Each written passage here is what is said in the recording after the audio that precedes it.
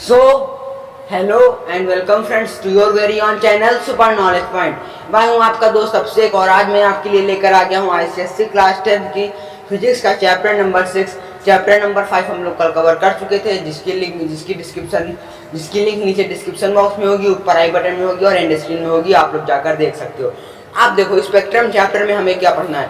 जैसा कि मैं आपसे बता दूं, जो स्पेक्ट्रम चैप्टर है वहाँ उसमें हमारे सिलेबस में कोई रिडक्शन नहीं हुआ है, ना ही रिफ्लेक्शन थ्रू लेंस में कोई रिडक्शन था, ना ही स्पेक्ट्रम चैप्टर में कोई रिडक्शन है।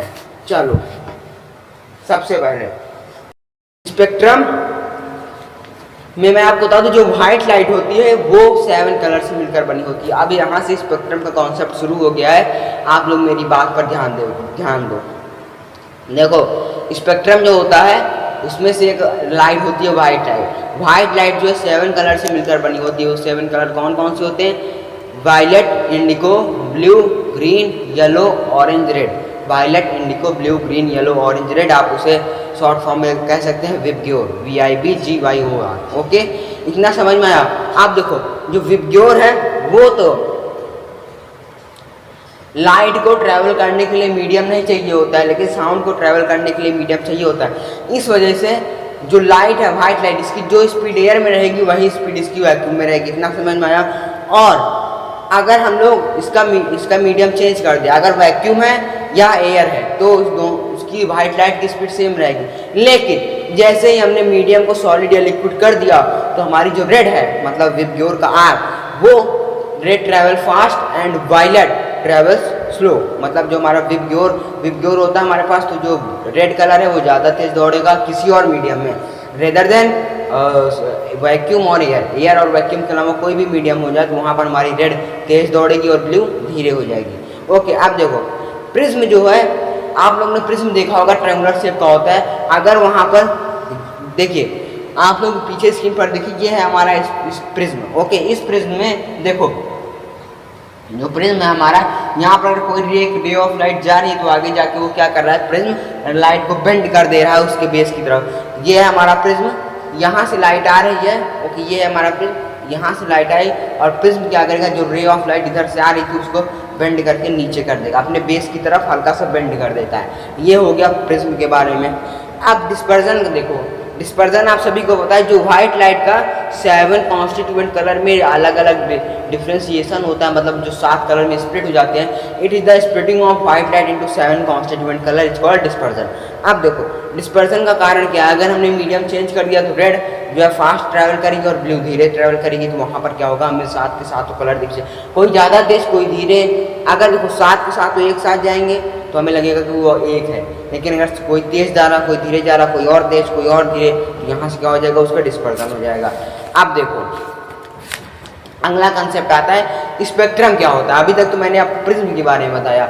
Spectrum is the band of 7 colour is called visible spectrum. मतलब कि स्पेक्ट्रम जो है 7 कलर का बैंड है, जिसे हम लोग व्हाइट लाइट बोलते हैं। वो 7 कलर कौन कौन से हैं? VIBGYOR, VIBGYOR, violet, indigo, blue, green, yellow, orange, red. इतना समझ में आया। आप देखो, आप लोग प्रिज्म देखे होंगे, ये प्रिज्म आप लोग देखो, ये है इसका फर्स्ट सरफेस और उधर वाला है उसका सेकंड सरफेस। तो फर्स्ट सरफेस पर डिस्पर्जन होता है, मतलब फर्स्ट सरफेस पर जैसे ही व्हाइट लाइट पड़ेगी, जैसे उस पर मतलब उस पर गिरेगी, फर्स्ट सरफेस पर जैसे ही व्हाइट लाइट गिरेगी वहाँ पर क्या होगा, डिस्पर्जन होगा। वो व्हाइट लाइट को डिस्पर्स करके 7 कॉन्स्टिट्यूएंट कलर में जो है 7 कॉन्स्टिट्यूएंट कलर में आगे भेज देगा, और वो जो दूसरा उसका सरफेस है वहाँ पर लाइट रिफ्लेक्ट हो जाएगी। इतना समझ में आया। अब देखो स्पेक्ट्रम 2 तरह के होते हैं, pure spectrum and impure spectrum. Pure spectrum क्या होता है, जिसमें एक व्हाइट लाइट आती है, एक रे ऑफ लाइट होती है, जो कि अलग अलग 7 कॉन्स्टिट्यूएंट कलर में डिवाइड हो जाती है। आपको समझ में आ जाएगा। मैं अभी पीछे इसकी फोटो लगा दूंगा, आप लोग देख लीजिए, आपको सब समझ में आएगा।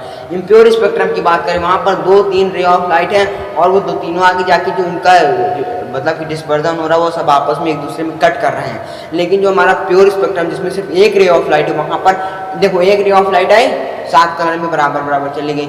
अब यहाँ से 3 रे ऑफ लाइट गई, अब तीनों नीचे बेंड होती है, मतलब कि स्पेक्ट्रम दूसरे सरफेस में क्या करता है, लाइट को बेंड करता है। अब एक रे ऑफ लाइट आई, उसको बराबर से बेंड कर दिया, दूसरी आगे उसको भी नीचे बेंड किया, तो जो सबसे नीचे वाली लाइन होगी उससे मतलब कट जाएगा, उधर काटा पीटी बन जाएगी, तो वो उससे हम लोग इम्प्योर स्पेक्ट्रम कहते हैं।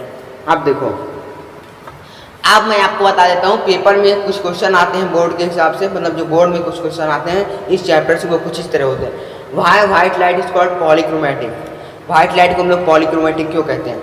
आप वर्ड देखो, पॉलीक्रोमेटिक, पॉली मतलब मैनी, क्रोमेटिक मतलब कलर, मतलब जो व्हाइट लाइट होती है वो बहुत सारे कलर से मिलकर बनी होती है, इसी वजह से हम लोग उसे पॉलीक्रोमेटिक कहते हैं। अब देखो विजिबल स्पेक्ट्रम, जो मैंने अभी आपको बताया विजिबल स्पेक्ट्रम, विजिबल स्पेक्ट्रम क्या होता है? Band of 7 colour is called visible spectrum. इतना समझ में आया? अब उसकी रेंज कितनी होती है? 400 nanometre to 800 nanometre, 400 nanometre to 800 nanometre. इतना समझ में आया? अब देखो, अब हमने यहाँ से हमारे पास आता है एक नया कंसेप्ट। उस नया कंसेप्ट का नाम है इलेक्ट्रोमैग्नेटिक वेव स्पेक्ट्रम। क्या नाम है उसका गाइस? Electromagnetic wave spectrum. इतना समझ में आया क्या होता है इलेक्ट्रोमैग्नेटिक वेव स्पेक्ट्रम? अब देखो, many waves comes from the sun such as gamma rays, infrared. Okay, तो देखो बहुत सारी रेज जो है सन से आती हैं, इंफ्रा रेडिएशन रेज और गामा रेज, ये सब कहाँ से आती है? सन से आती है। हम लोग सिर्फ वही लाइट को देख सकते हैं। देखो अभी मैं आपको जो प्योर विजिबल स्पेक्ट्रम है इसका कंसेप्ट क्लियर कर देता हूँ।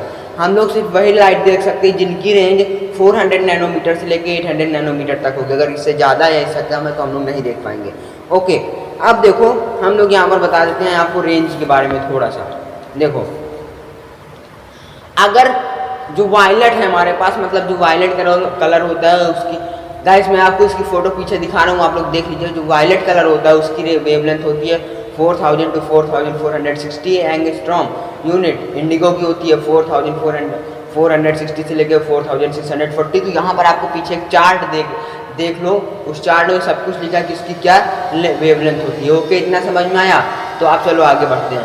अब आगे हम लोग बता देते हैं डिफरेंट टाइप ऑफ रेज की रेंज क्या होती है। मेरा कहने का मतलब ये है, जैसे कि हमारे पास आ गई gamma rays, x rays, UV rays, VIBGYOR, infrared, microwave and radio waves. तो इतनी तरह की हमारे पास वेव होती हैं। आप लोग पीछे इसका विचार देखो, gamma rays, x rays, UV rays, VIBGYOR, infrared, microwave and radio wave. इतना समझ में आया? अब देखो, अब हम लोग एक एक की बात थोड़ी डिटेल में करेंगे। देखो सबसे पहले हम लोग बात कर लेते हैं, चलो पहला वाला देखें जो कि हमारा गामा रेज। तो गामा रेज जो है इसकी जो रेंज होती है वो होती है, इसकी जो मतलब वेवलेंथ होती है वो होती है लेस देन 0.01 नैनोमीटर। क्या? Less than 0.01 nanometre. इतना समझ में आया? अब देखो गामा रेज जो होती हैं ये किससे? न्यूक्लियस से मिलकर बनी होती है, मतलब जो न्यूक्लियस की रेज होती है वहाँ से मिलकर बनी होती हैं। इसका जो सोर्स होता है वो होता है रेडियो एक्टिव मटेरियल, और जो इसका डिटेक्टर होता है वो इलेक्ट्रॉनिक डिटेक्टर होता है। और इसका यूज़ जब कैंसर का ट्रीटमेंट किया जाता है तब गामा रेज का यूज़ किया जाता है, और जो जब न्यूक्लियस की स्टडी की जाती है तब हम लोग गामा रेज का यूज़ करते हैं। मतलब गामा रेज एक तरह से बहुत ही यूज़फुल होती है जिसकी रेंज लेस देन 0.01 नैनोमीटर। चलो नेक्स्ट वाला देखिए। तो गाइस हमारा नेक्स्ट वाला है एक्स रेज। एक्स रेज की जो रेंज होती है वो होती है 0.1 एंगस्ट्रॉम से लेके 100 एंगस्ट्रॉम यूनिट तक, 0.1 एंगस्ट्रॉम से लेके 100 एंगस्ट्रॉम यूनिट तक। और जो उसका सोर्स होता है वो होता है एक्सरे ट्यूब, और इसका जो फंक्शन होता है वो होता है डिटेक्शन ऑफ फ्रैक्चर। जब आपकी बॉडी में कहीं पर फ्रैक्चर हो जाता है तो आप डॉक्टर कहते हैं इसका एक्सरे करवा लो, उसका एक्सरे करवा लो। अगर कोई पैर की हड्डी टूट गई, अब गिर गया, तो आप कहते नहीं चलो एक्सरे करवा लेते हैं तो पता चल जाएगा कहाँ पर क्या क्रैक हुआ है। तो एक्सरे का जो है फ्रैक्चर में भी यूज़ किया जाता है, और एटॉमिक क्रिस्टल की स्टडी के लिए भी हम लोग एक्सरे का यूज़ करते हैं। तो इतना समझ में आया? अब जो इसका यूज़ होता है मेडिकल साइंस में इसका यूज़ किया जाता है, डिटेक्टिव वर्क में इसका यूज़ किया जाता है, इंजीनियरिंग में भी एक्सरे का यूज़ किया जाता है। चलो अब नेक्स्ट वाला देखिए। तो हमारा नेक्स्ट वाला है यूवी रेडिएशन। यूवी रेडिएशन मतलब अल्ट्रा वायलेट रेडिएशन, जिसकी वेवलेंथ होती है 100 एंगस्ट्रॉम यूनिट से लेकर 4000 एंगस्ट्रॉम यूनिट तक। अब इसके सोर्स हो गए सन, इलेक्ट्रिक आर्क, मरकरी, लैम्प। यहाँ से हमारी जो है अल्ट्रा वायलेट रेस प्रोड्यूस होती हैं। अब देखो इसका डिटेक्टर जो इलेक्ट्रॉनिक डिटेक्टर होगा। अब इसके कुछ यूजेज और फंक्शन देख लेते हैं। केमिकली एक्टिव होते हैं, मतलब ये केमिकली एक्टिव होते हैं, इस वजह से हमारी स्किन को स्किन के लिए हार्मफुल होते हैं। फिर देखो जो ग्लास प्रिज्म होता है वहाँ पर ये नहीं बन पाएगा। अगर आप इसे ग्लास प्रिज्म से पास कराना चाहोगे यूवी रेडिएशन को तो ग्लास प्रिज्म ब्रेक कर जाएगा। इसके लिए आपको एक दूसरा प्रिज्म लाना पड़ेगा जिसका नाम होता है क्वार्टाइज प्रिज्म। क्या? क्वार्टाइज प्रिज्म लाना पड़ेगा, ग्लास प्रिज्म में काम नहीं करेगा, वहाँ पर ना ही ये बेंड होगा। जैसे ही लाइट, जैसे infra radiation, ultra violet radiation इस ग्लास प्रिज्म में पड़ेगी तो ग्लास प्रिज्म ब्रेक कर जाएगा। इतना समझ में आया आप सभी लोगों को? चलो आगे देखते हैं। आगे जो आप लोग कुरकुरे उरकुरे खाते हो ना, ये कुरकुरे लेस, तो ये सब चीज़ें बहुत पहले बन चुकी होती है, 1 2 3 4 महीने पहले। इसको खाली जो पैकेट के अंदर हवा होती है ना, उसमें भी अल्ट्रावायलेट रेडिएशन का ही यूज़ किया जाता है। और अब ये ग्लास प्रिज्म क्यों नहीं होती, क्योंकि ये जो है यूवी रेस को एब्जॉर्ब कर देती हैं और क्वार्ट्ज प्रिज्म जो है नहीं एब्जॉर्ब करता है।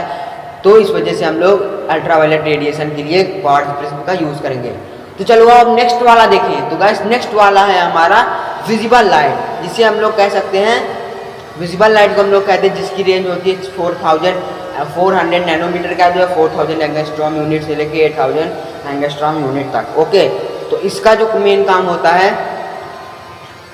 वो होती है इसका डिटेक्टर हम लोग आई से भी देख सकते हैं और किसी इलेक्ट्रॉनिक चीज़ से भी देख सकते हैं। इसका जो यूज़ होता है विजिबल लाइट का, देखने में, फोटोग्राफी में, जो फोटोसिंथेसिस होता है उस प्रोसेस में भी हम लोग विजिबल लाइट का यूज़ करते हैं। अब बात कर लेते हैं इंफ्रारेड रेस की। इंफ्रारेड रेस की जो रेंज होती है वो होती है 8000 एंगस्ट्रॉम यूनिट से लेके 10⁻7 एंगस्ट्रॉम यूनिट तक। अब देखो ये इंफ्रारेडिएशन रेस पता है कहाँ से आती है आपको? सन, सोर्स। इसका सोर्स जो है वो सन है। डिटेक्टर क्या है? इलेक्ट्रॉनिक डिटेक्टर है और स्किन इसे डिटेक्ट कर सकती है क्योंकि ये स्किन के लिए हार्मफुल हो सकता है। अब देखो इंफ्रारेड रेस के बारे में जानो, ये हीट वेव होती हैं। अब देखो इसे हम लोग ना ही ग्लास प्रिज्म से देख सकते हैं, ना ही इसे हम लोग क्वार्ट्ज प्रिज्म के से देख सकते हैं। इसके लिए हमें लाना पड़ेगा रॉक सॉल्ट प्रिज्म। क्या गाइस? Rock salt prism. अब देखो अगर कोहरे के समय आपको फ़ोटो खिंचवानी है अपने एक बढ़िया से इंस्टाग्राम में रील्स लगाने के लिए, तो उसके लिए भी हम लोग इंफ्रारेड रेस का यूज़ होता है। रिमोट से जब आप चैनल बदलते हो, आगे वाला दबाए तो चैनल आगे चला गया, वॉल्यूम स्लो वाला दबाया, माइनस वाला दबाया तो वॉल्यूम कम हो गई।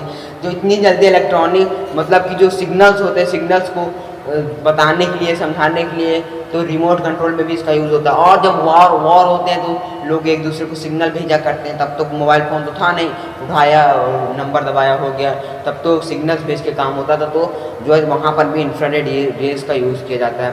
They don't scatter for a long distance, they not scatter, मतलब ये स्कैटर करती नहीं, अगर स्कैटर कर भी गई तो बहुत ही दूर जाके स्कैटर करेंगी। मतलब देखो स्कैटर करने का मतलब ये जो विजिबल लाइट होती है वो अगर प्रिज्म पे आप डालोगे तो वो स्कैटर कर जाएंगी, जिसे हम लोग बोलते हैं स्पेक्ट्रम। लेकिन जो हमारी इंफ्रारेड रेज होती है इसे सिग्नल के लिए भेजना होता है, तो अगर इसको इस पॉइंट से इस पॉइंट तक जाना है तो यहाँ से भेजेंगे, कैलकुलेशन के हिसाब से यहाँ तक जाएगा। ये जो है मतलब कि वो नहीं होती, स्कैटर्ड, बिखरती नहीं है। अगर बिखरेंगे भी तो बहुत दूर, उसी के रेंज के अंदर इन्होंने मैसेज भेजा, पहुँच गया यहाँ पर, तो ये काम कर गई अपना। ओके सो गाइस, अगर आपको इतना समझ में आया हो तो चलो नेक्स्ट वाला देखें। तो गाइस नेक्स्ट वाला है हमारा माइक्रोवेव।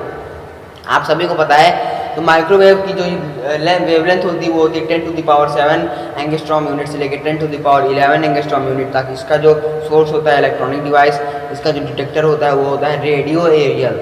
अब इसके जो यूजेस होते हैं इन कम्युनिकेशन, माइक्रोवेव का यूज़ कम्युनिकेशन में भी होता है और भी बहुत सारी चीज़ों में होता है। अब बात आती है हमारी रेडियो वेव की। रेडियो वेव आप सभी को पता चल गया होगा जिसकी रेंज होती है मोर देन 10⁻11 एंगस्ट्रॉम यूनिट। लेकिन इसका जो सोर्स है वो है रेडियो एंड टीवी ट्रांसमीटर्स। मतलब जब आप लोग रेडियो सुनते नहीं हो तो वहाँ से जो रेडियो की वेव्स होती हैं वो हमें सुनाई देती है। आप टीवी देखते हो, कंप्यूटर देखते हो, तो टीवी, टेलीफोन और रडार में इसका यूज़ किया जाता है।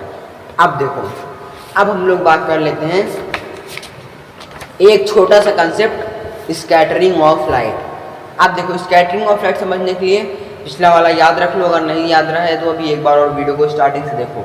आप देखो स्कैटरिंग ऑफ लाइट का मतलब होता है ये एक ऐसा प्रोसेस है जिसमें कि एब्जॉर्प्शन होता है and re emission of light energy, मतलब लाइट एब्जॉर्ब हुई और फिर वो उसी ऑब्जेक्ट में दोबारा से बन के अलग अलग जगहों में चली गई। इतना समझ में आया? तो देखो जो बुक में इसकी डिफिनेशन लिखी है वो मैं आपको बता देता हूँ। ओके देख लेता हूँ। ओके नाउ यहाँ पर लिखा हुआ है scattering is the process of absorption and then re emission of energy. मतलब पहले जो रे आ रही है उसको एब्जॉर्ब करेगा, फिर उसकी मतलब दोबारा से बनाएगा। इस री इमिशन फिनोमिनन को ही हम लोग कहते हैं स्कैटरिंग, मतलब दोबारा से बनना। तो देखो एक लॉ आया था हमारे पास, रेलेग लॉ। क्या कौन सा लॉ आया था? RAYLEIGH लॉ, रेलेस लॉ, जिसमें बताया था जो इसके इंटेंसिटी ऑफ स्कैटर्ड लाइट की जो इंटेंसिटी होती है वो होती है जो लिखी हुई है, जो इंटेंसिटी ऑफ लाइट होती है वो I inversely proportional to delta की पावर 4, वेवलेंथ की पावर 4। इतना समझ में आया? अब देखो अगर वेवलेंथ किसी भी चीज़ की ज़्यादा है तो वो कम स्कैटर करेगा, जैसा कि हमारे पास इंफ्रारेड रेज की वेवलेंथ ज़्यादा थी तो वो कम स्कैटर करेगा। अगर किसी की वेवलेंथ कम है तो वो स्कैटर जल्दी कर जाएगा। अब देखो, अब रेड कलर जो है, रेड कलर को हम लोग डेंजर साइन के लिए क्यों यूज़ करते हैं। यहाँ से मान लो आप लोग 100 मीटर आगे डेंजर का साइन और 100 मीटर से थोड़ी दूर बाद बस डेंजर खतरा शुरू हो जाता है। तो आप अगर आपकी आंखें मतलब नॉर्मली ह्यूमन की आई क्या करती है, उसे जल्दी से देख लेंगे कि यहाँ आगे खतरे का बोर्ड लगा हुआ है डेंजर का, तो हम लोग नहीं जाएंगे, क्योंकि जो रेड कलर होता है वो कम स्कैटर करता है और वो लॉन्ग डिस्टेंस कवर करता है। अब वो रेड कलर है वो देखो, ये है डेंजर का साइन, ये है 100 मीटर की दूरी पर आप। अब यहाँ से आपने देखा, ये है आपने देखा कि यहाँ पर डेंजर का साइन बना हुआ है। तो आप जो रेड कलर है ना वो उसकी तो देखो, रेड कलर होता है स्कैटर कम करता है और लंबी डिस्टेंस तक जाता है, तो लंबी डिस्टेंस तक जाएगा। अगर आप उसके दायरे के अंदर हो तो आपको पता चल जाएगा कि हाँ यहाँ डेंजर है।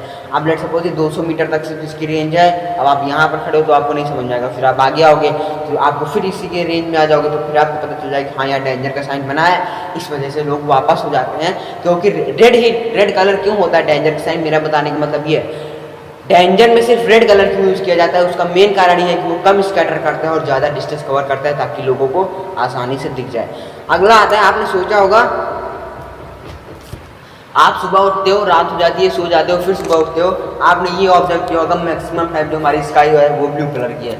क्यों ब्लू कलर की? देखो, सबसे पहले जो डस्ट पार्टिकल है वो जो डस्ट पार्टिकल है वो स्कैटर हो जाते हैं पूरे आसमान में, डस्ट पार्टिकल फैले होते हैं, तो उसकी वजह से क्या होता है, वायलेट, इंडिगो और ब्लू लाइट आसानी से देखो विब ग्योर, तो वायलेट, इंडिगो और ब्लू को कम धीरे स्लो करती हैं, ओके, और बस जो येलो, ऑरेंज, रेड ज़्यादा तेज स्लो फास्ट ट्रैवल करती हैं। तो जो हमारी येलो, ऑरेंज और रेड है ये सब जल्दी फास्ट करके चली आएंगी। बाकी बच्चे विब, वायलेट, इंडिगो, ब्लू ये कम धीरे, इनका जो स्पीड है वो धीरे है, तो ये आसमान में मैक्सिमम टाइम यही रहती हैं।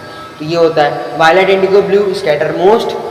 जो अब वायलेट, इंडिगो, ब्लू स्कैटर भी जल्दी करती है क्योंकि उसकी वेवलेंथ कम है, स्पीड कम है, वेवलेंथ कम है, तो वो स्कैटर जल्दी करेंगे। स्कैटर कर गई तो पूरे आसमान में बिखर गई, मतलब कि पूरे आसमान आपको ब्लू कलर का दिखेगा।